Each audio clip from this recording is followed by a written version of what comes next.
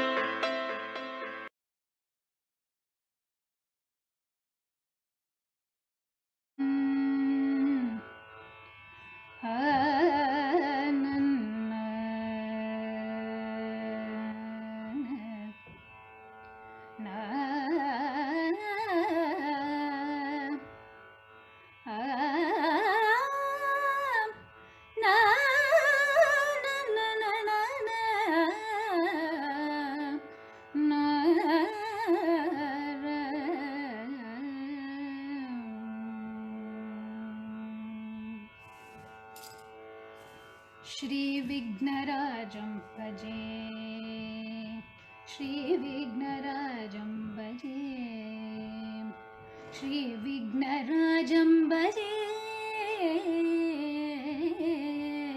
Shri Vignarajam Bhaje, Shri Vignarajam Bhaje,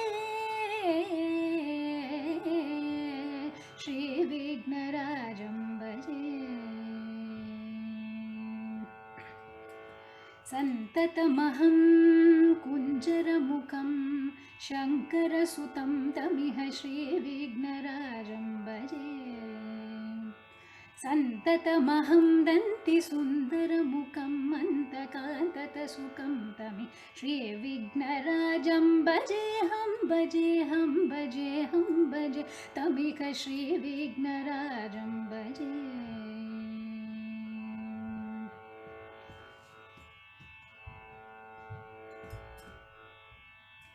सेवितसुरेन्द्रमहनीयगुणशीलम्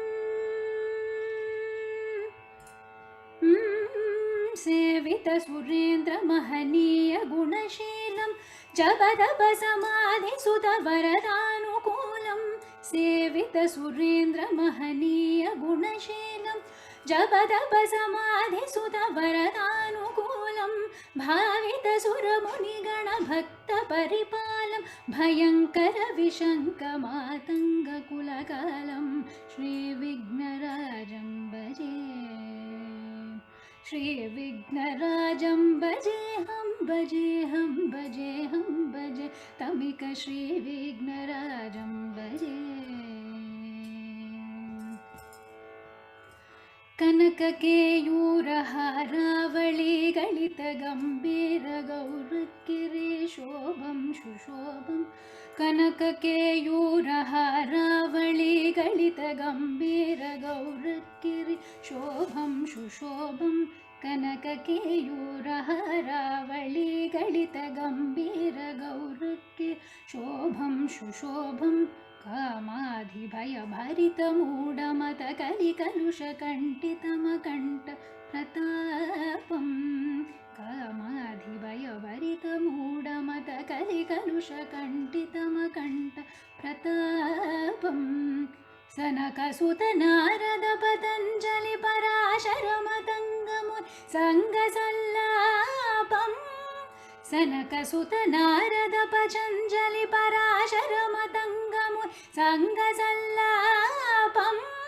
सत्यपरमब्जनयन प्रमुखमुक्तिकरतत्त्वमसि नित्यनिगमाधिस्वरूपं सत्यपरमब्जनयन प्रमुखमुक्तिकरतत्त्वमसि नित्यनिगमाधिस्वरूपं श्रीविघ्नराजं भजे श्रीविघ्नराजं भजेऽहं भजेऽहं भजेऽहं भजे तमिह श्रीविघ्नराजं भजे श्रीविघ्नराजं भजेऽहं भजेऽहं भजेऽहं भजे तमिह श्रीविघ्नराजं भजे श्रीविघ्नराजं भजे श्रीविघ्नराजं भजे श्रीविघ्नराजं भजे भजे भजे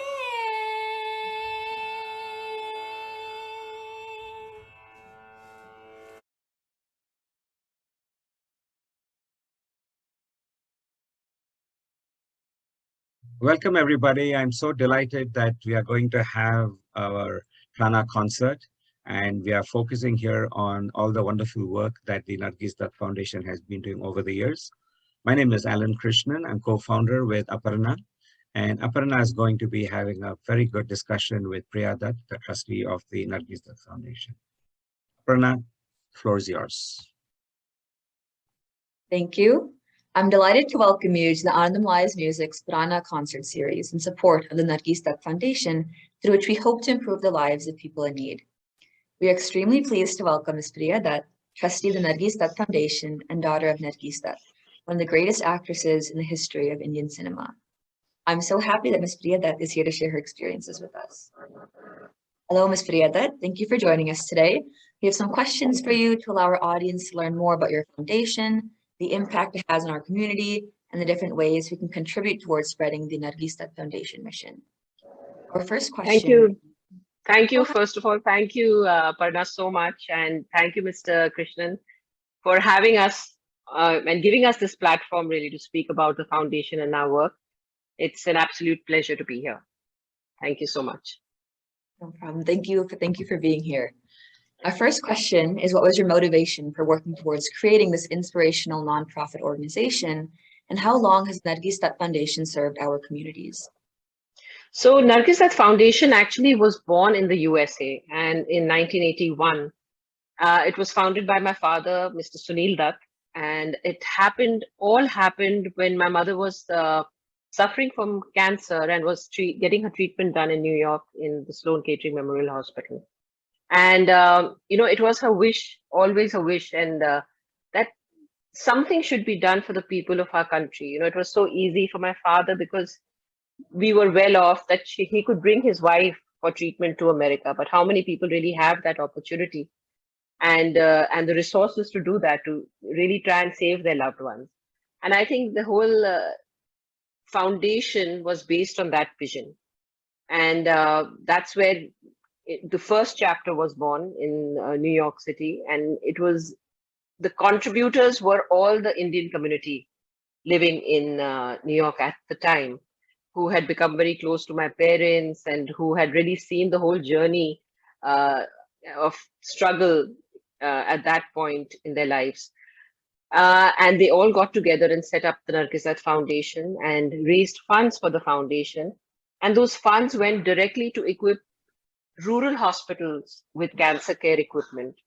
You know, at the time, it's been 40 years now, and 40 years ago, there was nothing that would, happen where cancer is concerned in India. The treatment was not there. The right equipment was not there for diagnosis or treatment. And we reached out to the poorest of the poorest states and tried to help, with first of all, diagnostic equipment and then treatment equipment, cancer care equipment.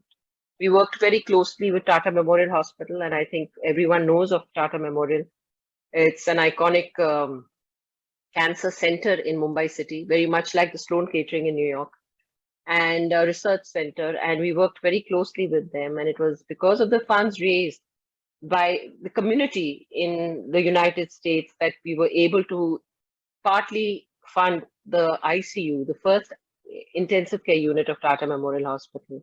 And the first bone marrow transplant, which happened in India, was also contributed by the Nargis Dutt Foundation. So there have been many firsts, and there have been, we've been able to and have been fortunate enough to impact millions of lives. And it was only thanks to the contribution of our donors and supporters, from all over the world. Thank you. That's truly inspirational story. Thank you. So adding on to the first question, would you like to share with us how the different initiatives of this foundation have impacted those in need within our community? As you said, like the bone marrow transplant and Yes. the research, So, is there anything else? Yes, we do a lot. And I think, like I told you, the whole, the vision when it started off was cancer and taking cancer to a different level, the treatment of cancer in India, to bring that, treatment back to our country for the people. Besides that, we started also funding the treatment, the funding for the treatment for cancer. What started happening after so many years, as you all know, India has really reached great heights where medicine is concerned. We've got the finest doctors, the finest hospitals. There has been a great outreach program as well. And but what we realized was the need was the expenses that have to be borne by a patient, especially a poor patient who is fighting for his life and is fighting cancer. The expenses of treatment are so high that many people really just let go of the treatment in the middle of it because they cannot afford it anymore. So we intervened and we said that there should be no one who should lose a life because of lack of funds. Because we want to propagate one thing about cancer, that cancer detected at an early stage can be curable. So our focus became creating that awareness amongst people through various medical camps. And we've done hundreds of medical camps all over India, wherever we have the ground support, to spread the message that cancer is curable. We have early detection medical camps with an outreach program in the poorest of poor states, as well as villages and wherever the need is. So I think we moved from just equipment and, giving the, focus on the treatment and equipment for the cancer care. We moved to personal connect with the patients, counseling of the patients, funding their treatment, early detection, creating awareness. From there, we also moved on, and it became like a very, it became something which happened very naturally, that we moved on to education as well. We were working with a lot of pediatric patients, and what started happening at most of these kids had to leave their schools. Parents didn't have money to educate them further. That's how we started getting those kids on board and said, we will take care of their education as well. And when that happened, we realized there is a huge need where there are children who are brilliant, who are exemplary in their work, but don't have the opportunity. So we started a scholarship program, and now we have about 500 children under our scholarship program, whom we take from the 5th standard up to higher education. And it's really, I feel so happy to say that there are so many kids now who are pursuing different careers in medicine, engineering, fashion designing, nursing, and have really been able to do well in their lives. And I think that's the greatest wealth for us, because we're looking at health and education, which are 2 pillars of any country, and if those pillars are strong enough, you make a great foundation. So our focus has been that. And then women empowerment is another objective of ours, where we look at just empowering women, teaching them skills and skill development so that they can earn a living on their own, stand on their own feet, and just become self-sufficient. So these are the various things that we do, but all connected together, really. Really, thank you for sharing with us all the different initiatives and goals of Nargis Dutt Foundation. Our community is indeed fortunate to have organizations such as yours that work relentlessly to provide much needed help and care to people in need. So transitioning from the Nargis Dutt Foundation goals and initiatives, how can members of the community help out with supporting this foundation and its initiatives? Besides donations, what else can we do to help grow and contribute to the Nargis Dutt Foundation? So like I said, I think the whole foundation was set up with the support of the community. Though it is named after my mother, it does not belong to our family. It doesn't belong to me personally. I always say that this foundation belongs to everyone, because it's basically based on donor support. When people donate to us, we are able to really branch out and reach out in so many ways. So we are just a bridge between the donors and the beneficiaries. And it has so happened that we have, over these years, built a solid foundation. We've built a trust, but have worked very, very silently. So I don't think, where we really lack, I'll be honest with you, is our marketing abilities, where we haven't been able to really project what our work has been over the 40 years. So we have so many people who come and volunteer with us to say that, listen, we'll do the social media for you, or we will do a short film for you, which was done and which I think you will show, very shortly, a film made by this company called Gudera, who made a film for Nargis Dutt Foundation, which really helped us because it projected our work. We have been a very small, committed team of people. And our focus has always been about work, and that consumes us, really. So when we look at marketing, we look at, projecting ourselves, we take a backseat on that. And I think that's where we need a lot of support. We need the word of mouth. We need people to talk about it. And, we set up chapters in various states in the USA. It started, like I said, with New York. We branched out to Chicago, LA, San Francisco, got a chapter in Vancouver, Seattle. And so there were like-minded people who set up the chapter in these states. And every year there used to be fundraisers there. And the funds that were collected were used for sending equipment to India. So we want to, rebuild on that. We want that people become friends of Nargis Dutt Foundation, become part of the family of the foundation, and propagate our work. And we want to do this in India, all over India, in the states of India. We want to do it in the US and everywhere where our Indian community is. People have a great desire, especially people living outside their country, a great desire to give back. And we have so many people from different communities living abroad, and they always go back to their roots, maybe from a village they came from or the state they came from. And, we've been gathering, and through our foundation chapters, so many projects come to us from various states, thanks to the people settled there. what we here in India do, we do all the due diligence about that project. I will go and visit the project. I'll go and understand what the requirement is. I will give an entire report that yes, this project is good. We are able to do this, and then the funds are raised for that project as well. So there are many ways that people can really reach out and contribute and become part of it, because this is your foundation. You don't you're not going into it blindly. You become part of this foundation, and I think when something is yours, you want to give it your best, and we need people like that on board with us. Thank you very much. So now to wrap up this discussion, is there anything else you would like to share with our audience about the Nargis Dutt Foundation? I just want to say that I think I've said it all really, and I just want to thank you once again for having us on board, this wonderful program. And I just want to say that, we can't work in isolation. Nobody can work in isolation. And I think when there is support and communities work together to make a difference, we can make a huge difference together. And that's where we come in, and that's where I think a lot of people who's going to be watching this show come in, and many of you would want to do something. We are here to execute that for you.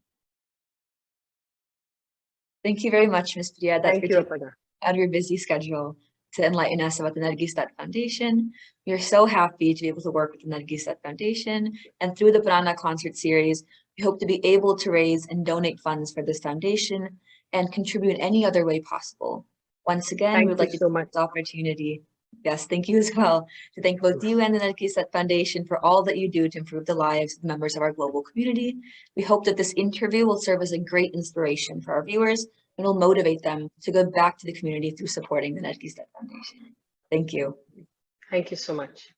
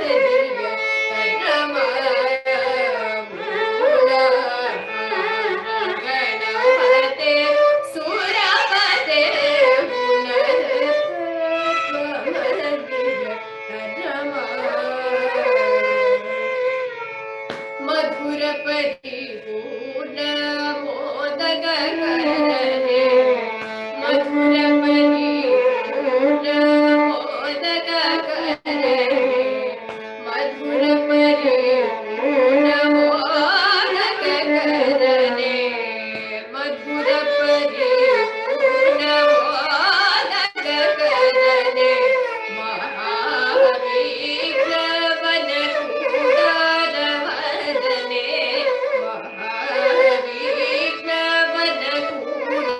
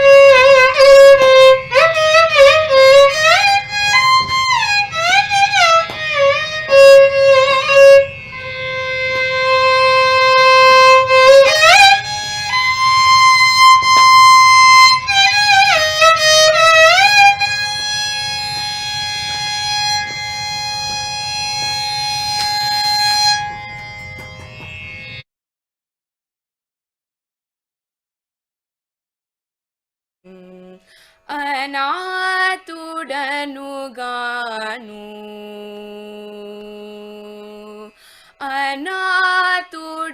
అనాతుడనుగాను రామనే అనాతుడనుగాను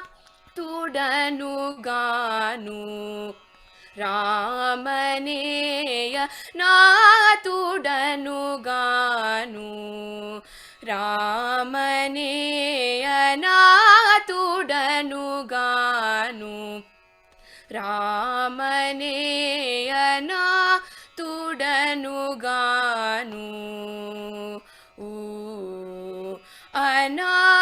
అనాతుడవుని వని నిగమాన్యుల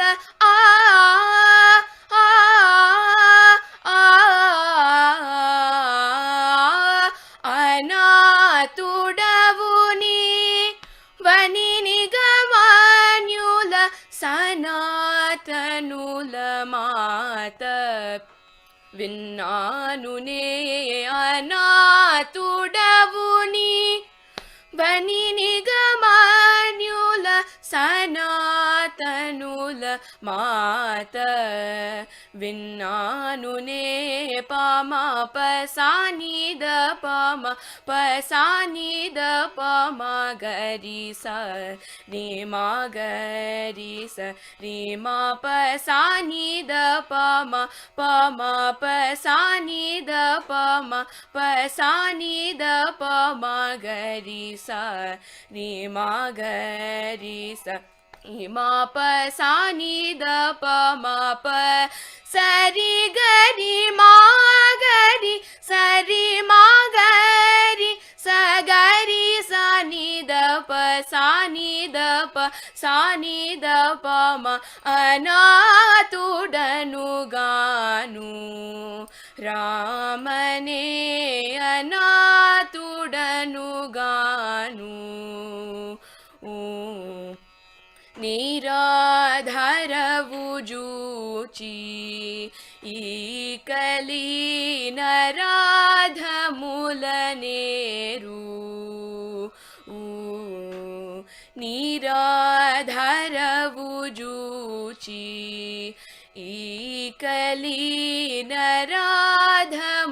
కలినరాధములనేరు పురాణ పురుష పురరి పునూతన గరాచయన త్యాగరాజనుత నే పురాణ పురుష పురరి పునూతన గరాచయన త్యాగరాజనుత నే పమ పసానిద పమ పసానిద పమ గరి స రే మా గరి స మా పసానిద పమ ప సరి గరి మా గరి సరి మా గరి సగరి సనిద ప సానిద పమ సానిద ప అనాతుడను గాను రామనే అనాతుడను గాను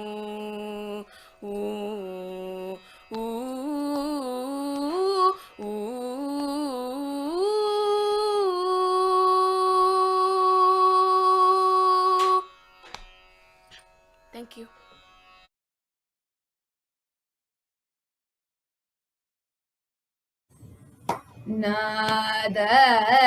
नादतनुमनिशं शङ्करं नादतनुमनिशं शङ्करं नादतनुमनिशं शङ्करं नादतनुमनिशं शङ्करं नादतनुमनिशं शङ्करं नादतनुमनिशं शङ्करं नमामि मे मनसा शिरसा नादतनुमनिशं शङ्करं नमामि मे मनसा शिरसा नादतनुमनीशम्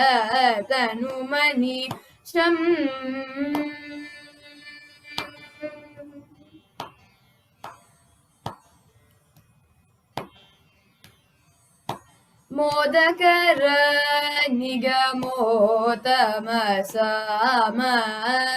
मोदकर निगमोतमसाम मोदकर निगमोतमसाम मोदकर निगमोतमसाम वेदसारं वारं वारं मोदकर निगमोतमसाम वेदसारं वारं वारं नादतनूमनिशं शङ्करं नमामि मे मनसा शिरसा नादतनुमनीशम्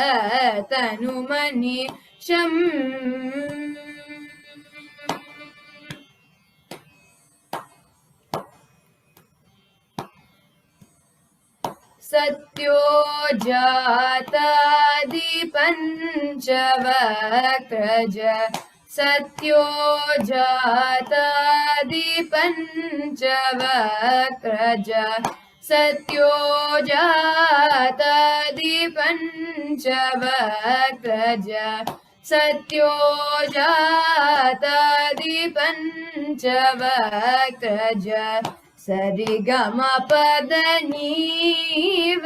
सप्त स्वर सत्योजातादिपञ्चवक्त्रज सरिगमपदनीवर सप्त स्वर विद्यालोलं विदलितकालं विद्यालोलं विदलितकालं विद्यालोलं विदलितकालं विद्यालोलं विदलितकालं विमलहृदय त्यागराजपालं विद्यालोलं विदलितकालं विमलहृदय त्यागराजपालं नादतनूमनिशं शङ्करं नमामि मे मनसा शिरसा नादतनुमनीशम्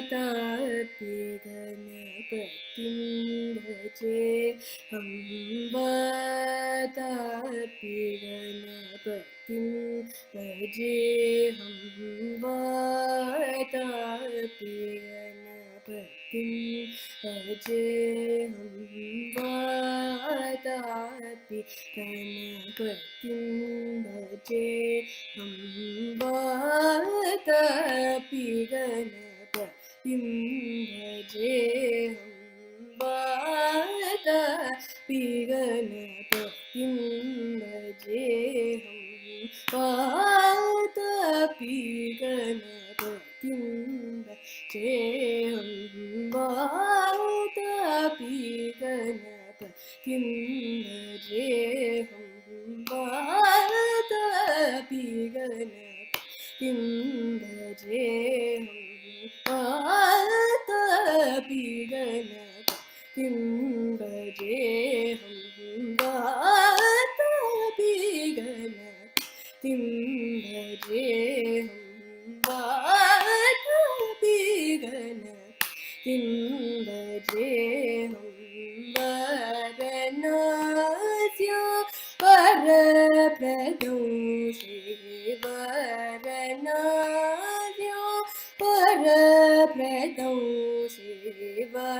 प्रणस्यो वरप्रदं शिव प्रणस्यो वरप्रदं शिव तापि गणपतिं भजेऽहं तापि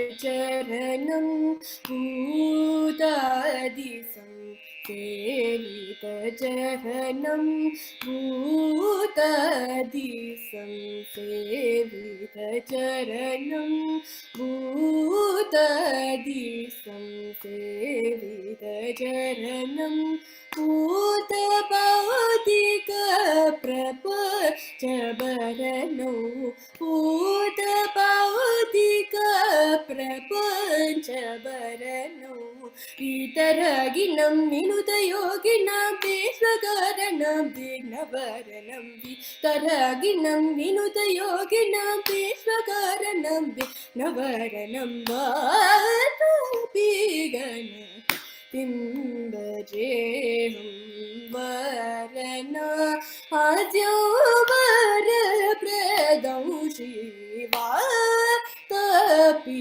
गणपतिं भजेऽहं तापि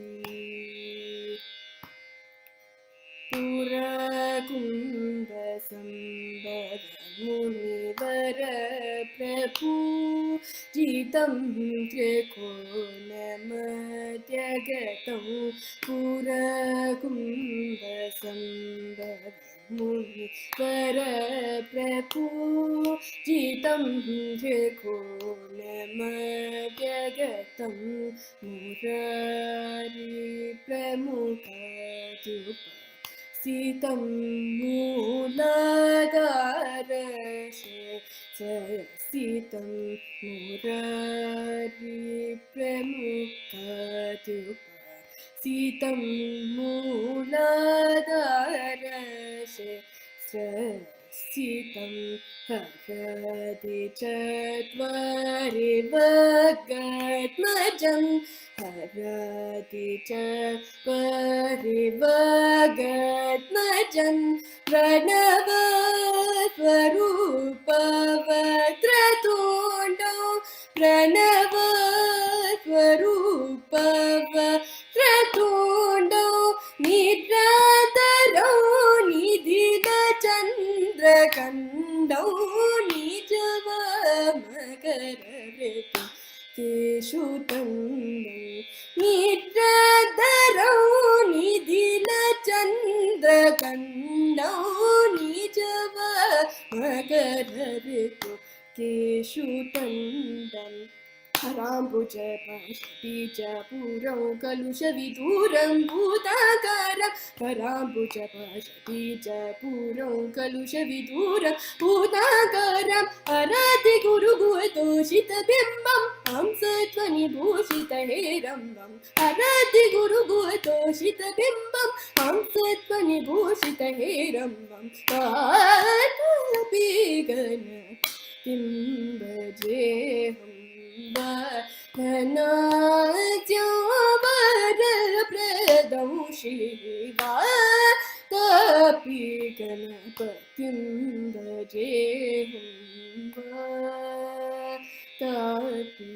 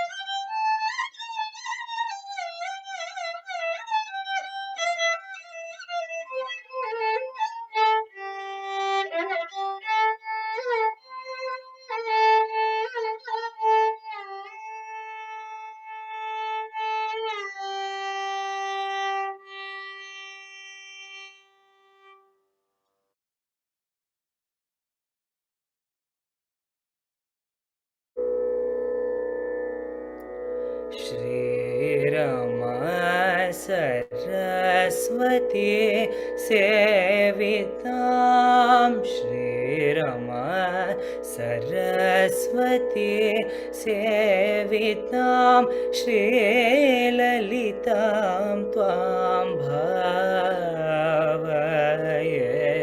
श्रीरमा सरस्वती सेवितां श्रीललितां त्वां भावये श्रीरमा सरस्वती सेवितां श्रीललितां त्वां भावये श्रीरमा सरस्वती सेवितां श्रीललितां त्वां भावये श्रीरमा सरस्वती सेवितां श्रीललितां त्वां भावये श्रीरमा सरस्वती सेवितां श्रीललितां त्वां भावये श्रीरमा सरस्वती सेवितां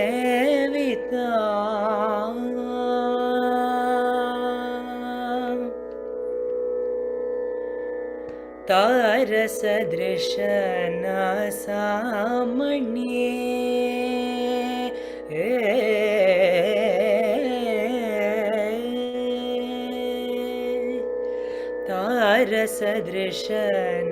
तारसदृशनासामणि विराजितां सम्पत्करे सेवितां तारसदृशनासामणि विराजितां सम्पत्करे सेवितां तारसदृशनासामणि विराजितां सम्पत्करे सेवितां तारसदृशनासामणि विराजितां सम्पत्करे सेवितां तारामन्त्रिण्यादिपरिवृतां तारामन्त्रिण्यादिपरिवृतां तारामन्त्रिण्यादिपरिवृतां दीनगुरुगुहविनुतां शिवयुधां तारामन्त्रिण्यादिपरिवृतां दीनगुरुगुहविनुतां शिवयुधां श्रीरमा सरस्वती सेवितां श्रीललितां त्वां भावये श्रीरमा Saraswati सेविताम्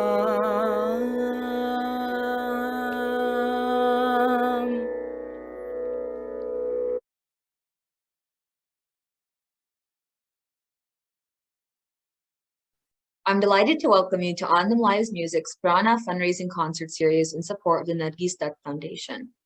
Through Prāṇa, we hope to raise funds and improve the lives of people in need.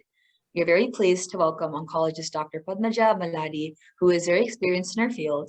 I'm so happy that Dr. Padmaja is here to share experiences as an oncologist with us.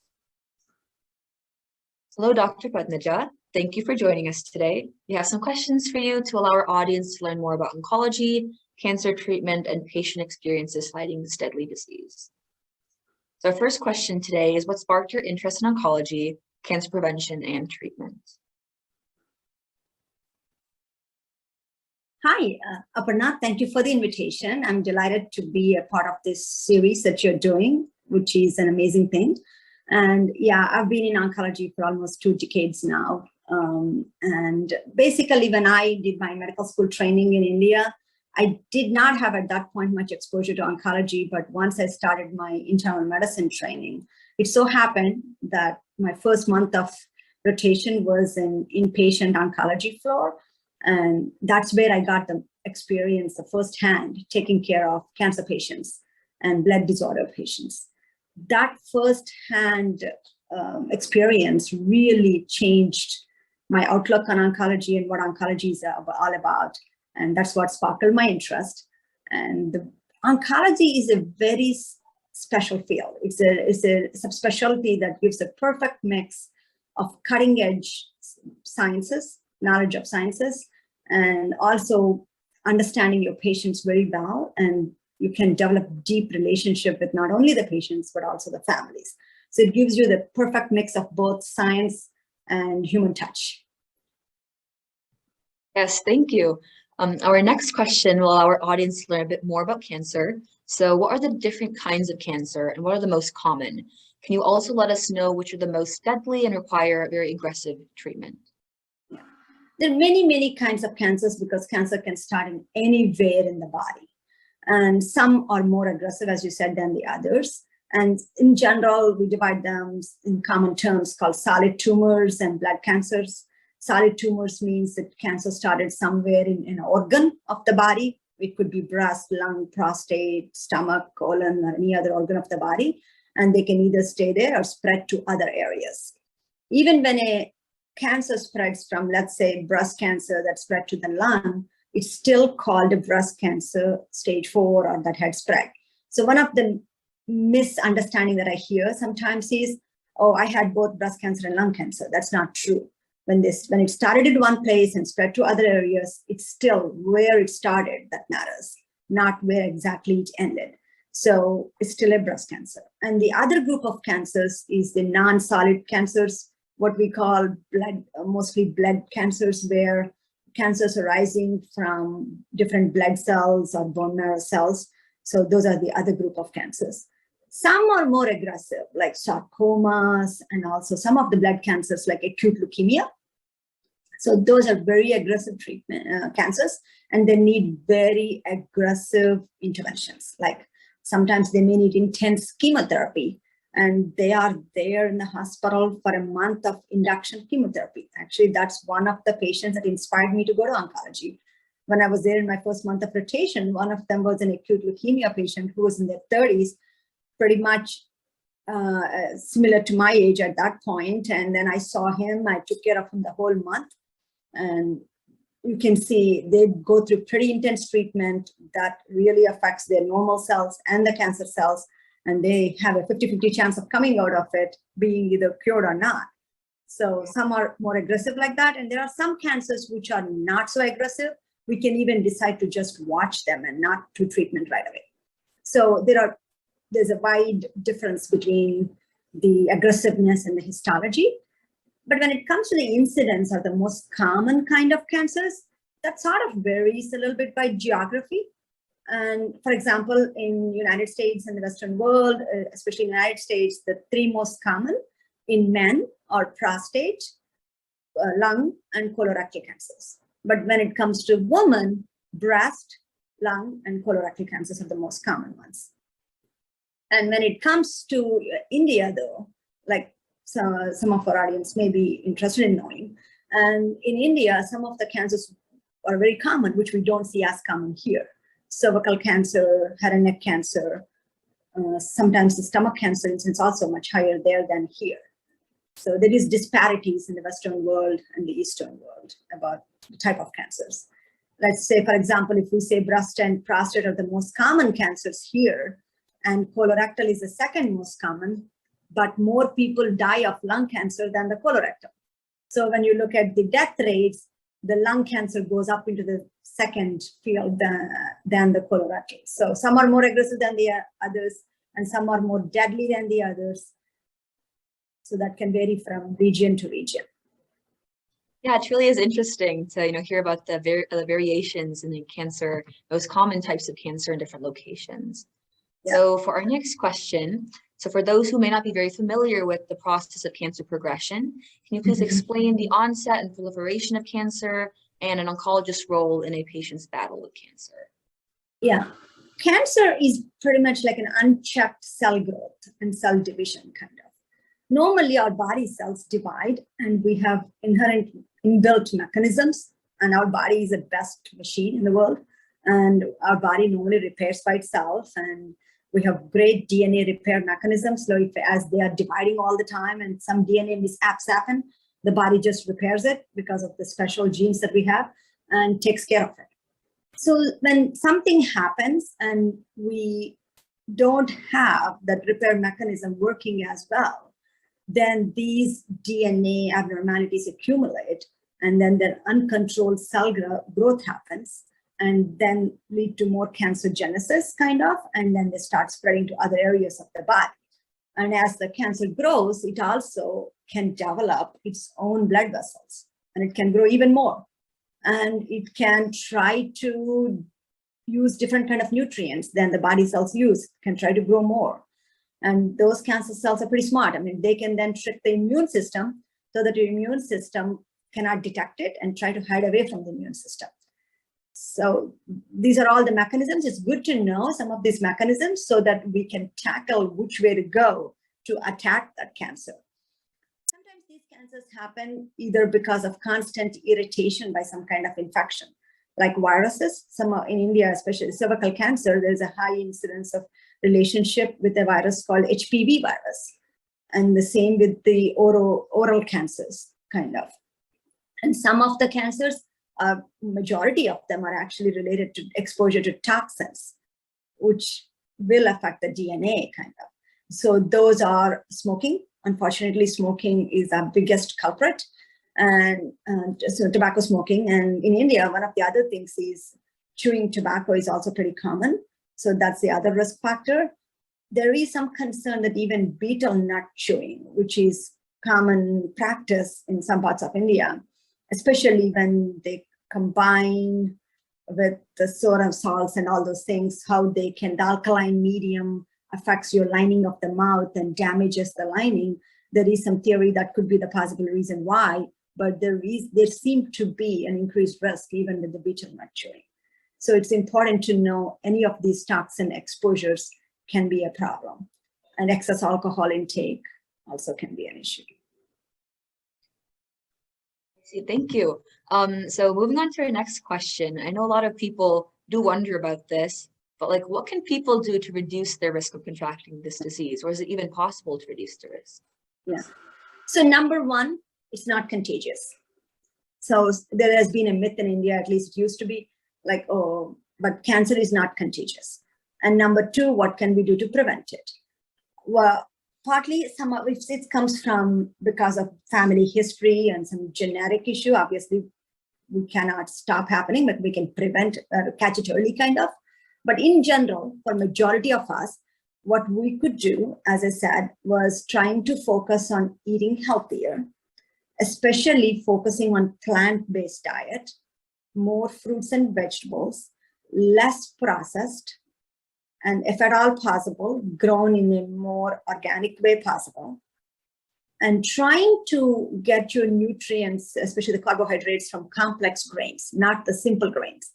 So the breads and stuff, to make it more from the complex grains, and including beans and legumes in the diet. They really are a good source of plant protein, and that complex carbohydrate that comes along with it and the fiber really helps. So trying to do more plant-based diet and trying to limit the animal-based intake to 5 to 10% or less kind of, that would be useful. And trying to avoid the processed foods, the packaged foods. In the busy pace of what we go through from day to day, I know it's difficult to do it unless we focus on it, but as much as possible, limit the processed foods, eat more wholesome foods and fresh foods, and that would be helpful.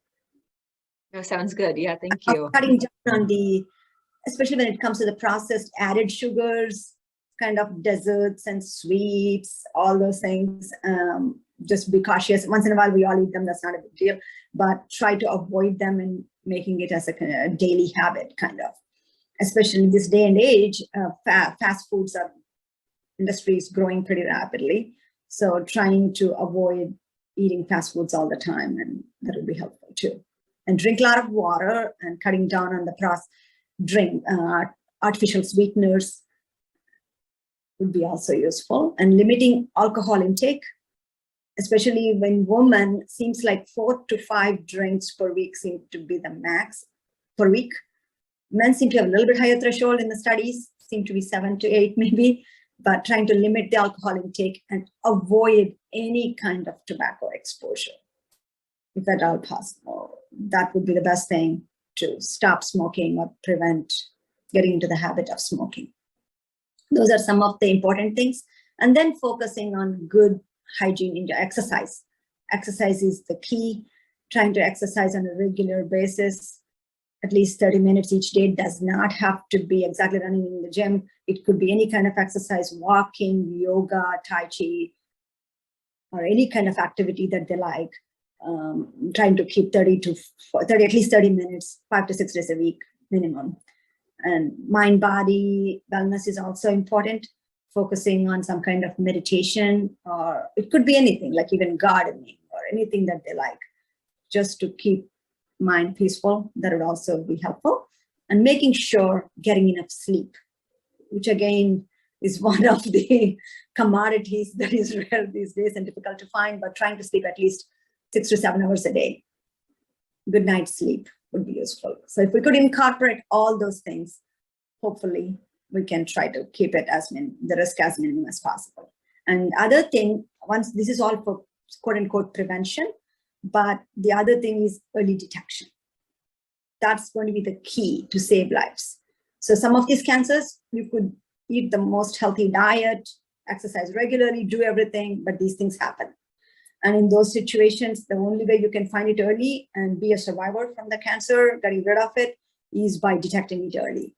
And with the advances in science and technology and what we have these days, if we can detect it early, we can cure many cancers. So it's very, very important to make sure we get prevention screenings done. So I'm not sure if you want me to tell you briefly about those, because those are important. Like, for example, every woman need to do their breast self-exam after the age of 30. They don't need to do every day, just check once a week so that they can feel any differences in the breast. Either if they feel anything lumpy, or they see any nipple discharge, or especially bloody discharge. It's an immediate alarm that you need to see the doctor right away. Or if you see any kind of like the asymmetry between the breasts, like one breast looking bigger than the other. So don't just take it granted it may be a normal thing. Make sure you get it checked out. It's common for women, especially in the menstruating age, to have some discomfort in the breast right around their ovulating phase, like 2 weeks into their cycle or something. But if that is something persistent, if they see any skin changes on the breast, that looking reddish or skin looking like an orange peel kind of with puckering on it, or if they see nipple discharge, if they see any swelling, or if they even feel lumps in their armpits, it's important to seek medical attention right away. So once they do the habit of doing a breast exam once a week, then they notice that in the shower every day if they keep practicing it. And once they hit it's somewhat controversial, different societies and organizations say differently, but at least from the age of 40 to 45, you can start getting mammograms. Initially, it could be once every other year, but at least from the age of 45, once a year. Mammogram is important, and at least into their 60s and 70s, depending upon their health status. So that is something we really, really have to educate people to start focusing on, to detect breast cancer early and could be cured. Majority of them can be cured in that case. Coming to the other cancers, like colorectal cancer, that's the other one also we can cure if we can detect it early in majority of the cases. So one way to do it is, number one, paying attention to bowel habits, any unusual change in the bowel habits. Seek medical attention right away. If anyone is noticing any blood in their stools, it's common to have a little bit of blood once in a while on a tissue paper from a hemorrhoid, but again, many people assume it's hemorrhoid, and majority of the times that could be something more serious than a hemorrhoid. So if it's happening often, if it's happening more in amounts, or if they see dark stools like coffee colored stools or something dark colored stools, that is another important sign that they may be bleeding high up in the GI tract, and that could be coming from a tumor or something. So change in bowel habits, dark stools, blood in their stools, anything like that, it's important to bring it to the doctor's attention. But in terms of the cancer detection early for the colorectal, it's important from the age of 45 to get colonoscopy. And depending upon the first colonoscopy, the gastroenterologist would suggest whether the repeat has to be done in 5 years or 10 years, depending upon if they see polyps or not. Polyps are little growths in the colon that can happen because of proliferation of the cells. And some of these polyps can turn into cancer. That is why if we detect it early in the polyp phase and that is removed right away, you already prevented one cancer there happening. So it is really important to find these changes early on. Even if there is a cancer at that point, patient can go for surgery and they can be cured at that point. So it's important to get that colonoscopy regularly. And a lot of times people think, oh, we don't have any cancer in the family, we don't need to worry about it. That's not true. A lot of times, I mean, we never had great testing in India. We don't know exactly if any of the sudden deaths that we had in the family was related to it. And the longevity was also not as long, right now, the people are living much longer than it used to be. So if they live long enough, maybe they would have had it. So lack of family history does not mean they will not get cancer. So many things have changed. So it's important everyone above the age of 45 to get the colonoscopy. It used to be above 50. The guidelines have changed in the past 1 to 2 years. And if they have family history of special genetic abnormality or something, they may even need it sooner in their 30s. If they have ulcerative colitis or Crohn's disease or something, some of these conditions, they may need to have the colonoscopies in much earlier age. So it is important for anyone above 45 to get a colonoscopy. And if they're at much higher risk because of the family history or their own personal history, even sooner. Then other important cancer that can be detected when caught early is cervical cancer, which is actually one of the more common cancers in India in women. That again by pap smears, which thankfully are much routinely done in the United States, especially when women go there for post-maternal care and all that, and they go for their regular visits. The gynecologist always talks to them and they get it done. But still many people won't, you will see many people that never had a pap smear before. So it is important to get that pap smear done starting in their 30s, and then depending on how that looks, the frequency can change. Could be every 2 years or less, depending upon the risks and all that. So it is important to get the pap smears also done on a regular basis. So keeping attention to all those things would be important. Now we have also a way to screen for lung cancer. CT scan. Lung cancer is one of the deadly cancers because a lot of them, by the time you catch it, it's too late and you won't be able to cure them. The goal has been always to catch it early. And with many tests that we had, we never were able to catch it early. But now there seem to be decent data showing that if we can get a CT scan of the chest done when someone had high smoking history, then they would, who are high risk for the lung cancer, we could detect it probably at an earlier stage and they can be cured by surgery alone or surgery and chemotherapy or something. So if someone had a long-standing history of smoking, it's important for them to talk to their doctors how much smoking they have done, how many years, and if they would be a candidate to get a CT scan of the chest. So sometimes it can be overwhelming for people to think, oh, do I need to get all these things? But again, if you're seeing somebody who is not a smoker, you're only talking about, if it's a man, you're only talking about colorectal screening and maybe a PSA level. But in women, mammogram and a pap smear. And if they are a smoker, then you need the lung cancer screening and a colonoscopy. So it's not as many and it's not as frequent once they have a negative test. But if they have a positive test, at least you caught it early and you would be more careful. So it is very, very important to get these screening studies done. Especially in the United States, if someone don't have an insurance, there are different programs that can help. Like there is something called Every Woman's Life that helps with paying for the mammograms and sometimes pap smears for women who don't have insurance and don't have any way to pay for it. So they can apply for some of those grants and that can be useful. So prevention is much better than the cure, than the treatment Thank you itself. so much. Prevention. Yes, thank you so much. That was truly, truly informational share. So as a cancer patient progresses through their various treatments and prevention options, how can their friends and family support them in their battle with cancer? It can be very overwhelming. The C word itself can be shocking when they first hear, because a lot of times people thought cancer means death. That's not true anymore, but it's still a scary word. So it's important to be there for them, making sure you provide every help that you can, whether it could be emotional help or physical help. Cancer treatments are unfortunately complex. They need to see multiple specialists. They need very close follow-ups with multiple tests. So they need help. Physically, they may not be strong enough to go. So they need help for driving them, taking them to the tests and the procedures and being there for them. Sometimes they may need to be in the hospital, like I said, for a whole month. So somebody needs to be there to help them. And nutritionally, it can be challenging too, because some of the surgeries that they undergo could impede their ability to eat. So if someone could be there for them and make food and help with all that, that'll be great. And emotional support is also another key point, providing every way the support. And there is also big caregiver burnout. The caregivers get burnout too. So there are enough support systems around that they could also seek help.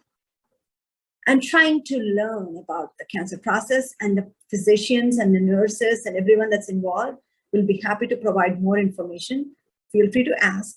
And there are lots of good websites like cancer.gov, which is an NIH website that has lots of information about lots of cancers, pretty much every cancer. And then American Cancer Society, they have their own website and that gives lots of information. There is another very educational website called nccn.org. They have a patient portal, which actually talks about the standard of care for each cancer, that somebody who is savvy and wants to read more, that can give a lot of information also. There are lots of support groups around for patients and also for caregivers.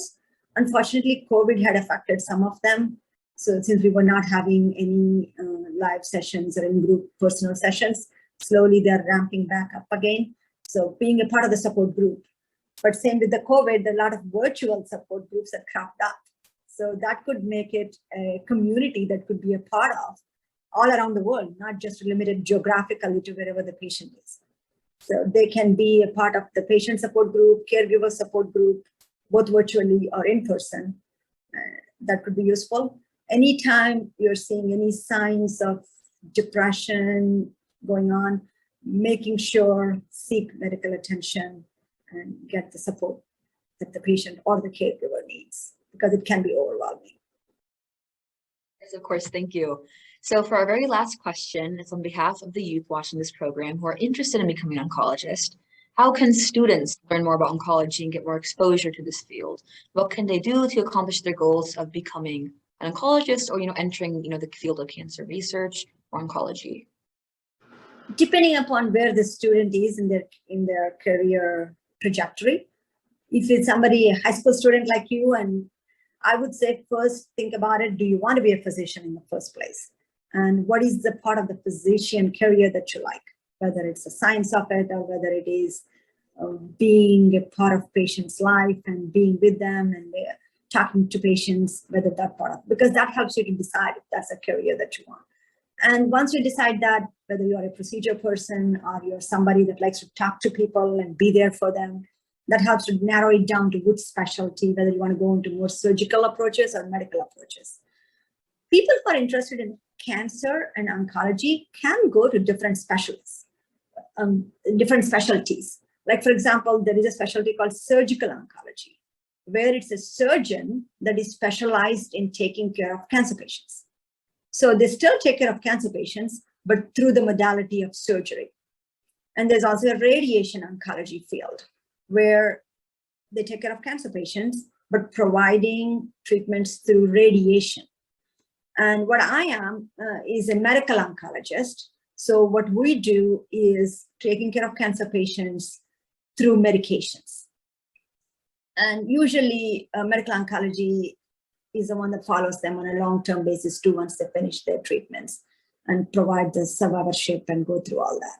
So medical oncology, if anyone is interested, my first suggestion is, as I said, some of these websites that I told you will give you a good idea about what oncology is all about and what cancer means and what cancer care is about. And the second thing, then I would strongly suggest wherever the student is, try to talk to someone who is in the field in that area and get a 1 week or 1 month rotation, something like that. So being there, that really helps to understand better what it means being an oncologist. So that gives real in-person experience, and that I think would be the best way to do it. Yeah, thank you. Thank you so much. So thank you very much, Dr. Padmaja, for taking time out of your busy schedule to share with us your experiences and inform us about cancer. We hope that this discussion will empower our viewers with important information about cancer and also motivate youth to pursue oncology as a career and continue helping those in need. Once again, we request you all to please donate to the Nargis Dutt Foundation using the link in the description below, which is also posted on the Anandam Lives Music Facebook page. Please subscribe to Anandam Lives Music on YouTube and also follow and like us on Facebook. Thank you so much. It's my pleasure to be involved. As I said, I would also recommend everyone to support it because, as I said, prevention can be expensive. If we can provide any funds to help people who cannot afford to get their screening tests, that's much cheaper than trying to treat one cancer patient. Yeah. Thank you.